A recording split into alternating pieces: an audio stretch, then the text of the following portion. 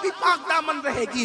या एक बात मुझे याद आती है, यहाँ से लेके वहां तक सारे नौजवान दिल के कानों से सुने। बहुत सारे जवान तो ऐसे होते हैं जिनको किसी की बीवी पर नजर डालने का बड़ा शौक है, किसी की बहन पे नजर डालने का बड़ा शौक है, किसी की बेटी पे नजर डालने का बड़ा शौक है। और अब लोग इसको गुनाह नहीं समझते, इसको फैशन समझते हैं। याद रखना, इमाम शाफी रहमतुल्लाह अलैह के अशार हैं, जिसको दिल के कानों से उसका मफहूम सुन लो। इरशाद फरमाते इमाम शाफी कि अल्लाह अल्लाह के जिना कर्ज की तरह है, जिना एक कर्ज की तरह है, मगर याद रखो हर कर्ज लेने वाला अपनी मर्जी से कर्ज अदा करता है, मगर जिना ऐसा कर्ज है इधर तुम किसी से लोगे उधर तुम्हारी घर की औरत से खुद ब खुद अदा हो जाएगा। ऐसे ही अदा होगा जैसे शीशे के मकान में बैठकर, जैसे शीशे के मकान में बैठकर किसी के मिट्टी के मकान पे पत्थर फेंकोगे, उसकी मिट्टी का मकान चकनाचूर हो या ना हो, लेकिन तुम्हारे शीशे का महल जरूर चकनाचूर हो जाएगा। इसलिए याद रखो, अगर चाहते हो कि तुम्हारी बेटियों की इज्जतें महफूज रहे, तुम्हारी बीबियों की इज्जतें महफूज रहे, तुम्हारी बेटियों की इज्जतें महफूज रहे, तुम्हारी बहनों की इज्जतें महफूज रहे, तो दूसरों की औरतों की इज्जत पर नजर मत उठाना, वरना तुम्हारे घर में वो आग लगेगी जिसको दुनिया की कोई ताकत बुझा ना सकेगी। क्या नहीं जानते, एक जवान मेरे आका की बारगाह में आया और कहने लगा कि या रसूल अल्लाह मुझे जिना की इजाजत दो, मुझे जिना की इजाजत दो। तो मेरे आका ने उसको क्या कहा, क्या तू ये पसंद करता है कि तेरी बेटी के साथ जिना किया जाए? क्या तू ये पसंद करता है कि तेरी माँ के साथ जिना किया जाए? क्या तू ये पसंद करता है कि तेरी बीवी और तेरी बहन के साथ जिना किया जाए? आपने ये हदीस सुनी है? हदीस से इशारतुन नस के तौर पर यह बात मिलती है, यानी कहा जा रहा है अगर तू किसी की बेटी से जिना करेगा तो तेरी बेटी से भी जिना किया जा सकता है। अगर तू किसी की माँ से जिना करेगा तो तेरी माँ से भी जिना किया जा सकता है। अगर तू किसी की बहन से जिना करेगा तो तेरी बहन से भी जिना किया जा सकता है। अल्लाह के हबीब अलैहिस्सलाम का फरमान है, अल बिर ला यबला व ज़ंब ला युनसा व दय्यान ला यमूत एमल मा शैता कमा तदीन तुदान।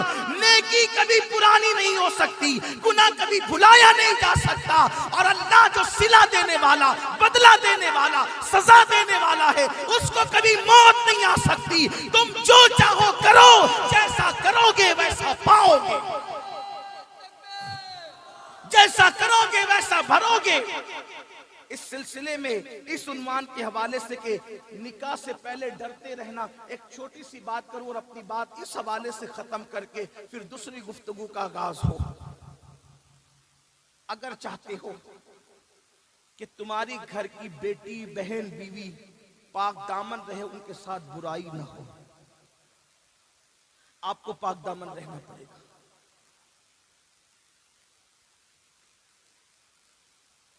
कभी ऐसा होता है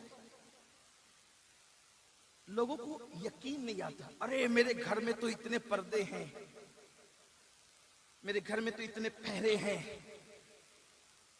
हमारा कौन क्या कर लेगा। एक आलिम ने ये हदीस पढ़ी, कमा तदीन तुदान, तुम जैसा करोगे तुम्हारे साथ वैसा ही किया जाएगा।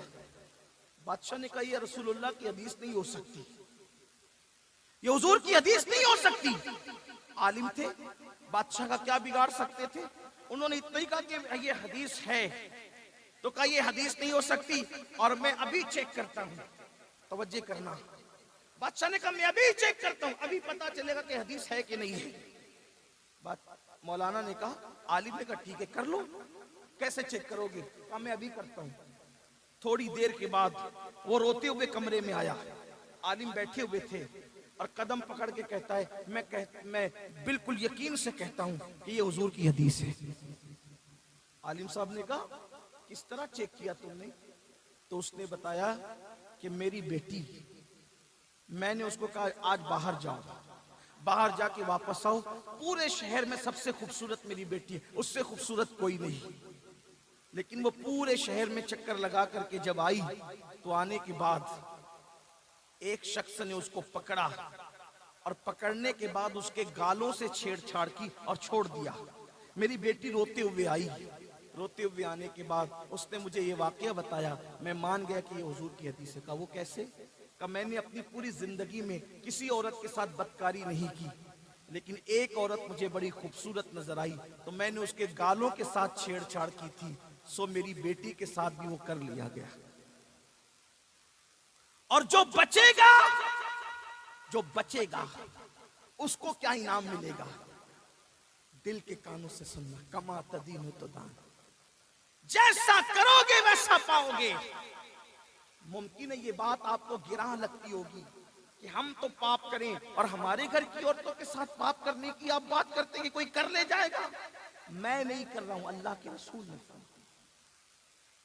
अगर तुम अपना शीश महल महफूज रखना चाहते हो तो किसी के मिट्टी के दीवार पर कभी पत्थर मारने की कोशिश मत करना।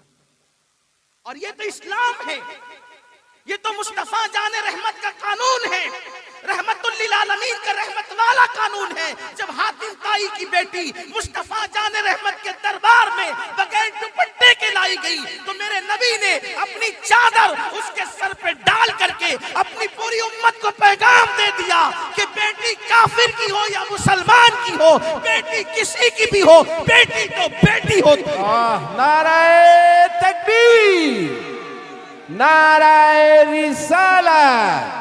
बेटी दोस्त की हो या दुश्मन की हो, बेटी बेटी होती है। बेटी मोमिन की हो या काफिर की हो, बेटी बेटी होती है। बेटी गरीब की हो या अमीर की हो, बेटी बेटी होती है।